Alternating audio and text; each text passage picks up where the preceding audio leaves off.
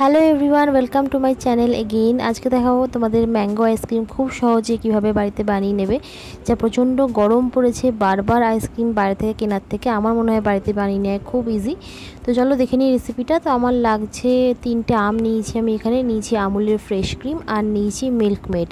তোমরা চাইলে এটা চিনি দিয়েও করতে পারো, বাট মিল্ক মেড দিয়ে করলে কিন্তু টেস্টটা একদম দোকানের মতো হয়।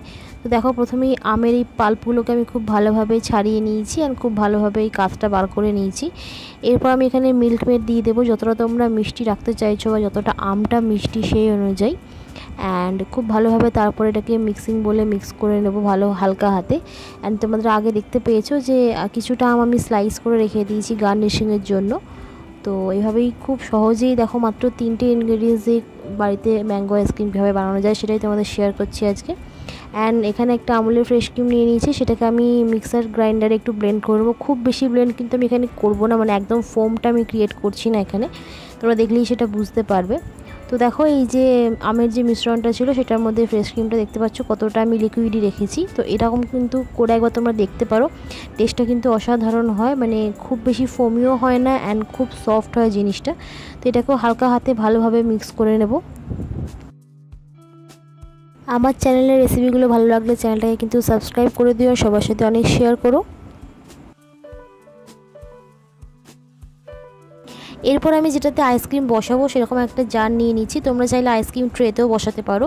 তো এখানে হাফ মিশ্রণটা আমি দিয়ে দিলাম প্রথমে, তারপরে এরকম স্লাইস করে রাখা ম্যাঙ্গো যেগুলো করে রেখেছিলাম সেটা দিয়ে ভালো করে ড্যাব ড্যাব করে দেবো, যাতে এটা ভেতরে একদম ঢুকে যায় আমগুলো। অ্যান্ড মাঝে মাঝে যখন মুখে আমগুলো পড়বে খেতে কিন্তু অসাধারণ লাগে। তো এই টিপসটা কিন্তু তোমরা অবশ্যই মাথায় রেখো। তো কিছুটা এরকম হাফ মিশ্রণ দেওয়ার পর আমটা দিয়ে দিলাম, তারপরে বাকি মিশ্রণটা ওপর থেকে আমি ঢেলে দেবো, দিয়ে খুব ভালো করে সেট করে দেবো।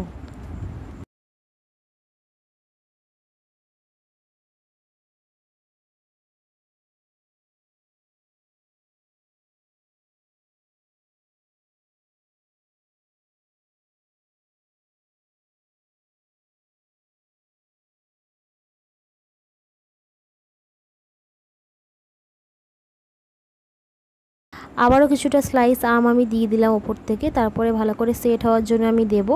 ওপর থেকে একটা ফয়েল পেপার এরকম র্যাপ করে দিয়েছি, তারপর ঢাকনাটা দিয়ে 6 থেকে 7 ঘন্টার জন্য ডিপ ফ্রিজে রেখে দেবো।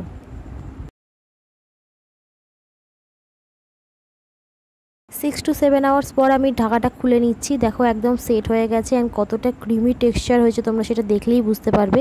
অ্যান্ড ভেতরে যে আমগুলো আমি দিয়েছিলাম স্লাইসগুলো সেগুলো খুব সুন্দরভাবে সেট হয়ে গেছে। তো দেখতে পেলে কত সহজে আমি ম্যাঙ্গো আইসক্রিমটা বাড়িতে বানিয়ে তোমাদের দেখালাম। এই এত গরমে তোমরা অবশ্যই কিন্তু ট্রাই করে একবার দেখতে পারো। অ্যান্ড রেসিপিটা কেমন লাগলো, ট্রাই করার পর কেমন লাগলো আমাকে কিন্তু কমেন্টে জানাতে ভুলো না। অ্যান্ড ভালো লাগলে চ্যানেলটাকে সাবস্ক্রাইব করে দিও, বন্ধুদের সাথে অনেক শেয়ার করো। দেখা হচ্ছে নেক্সট ভিডিওতে। ওকে, বাই।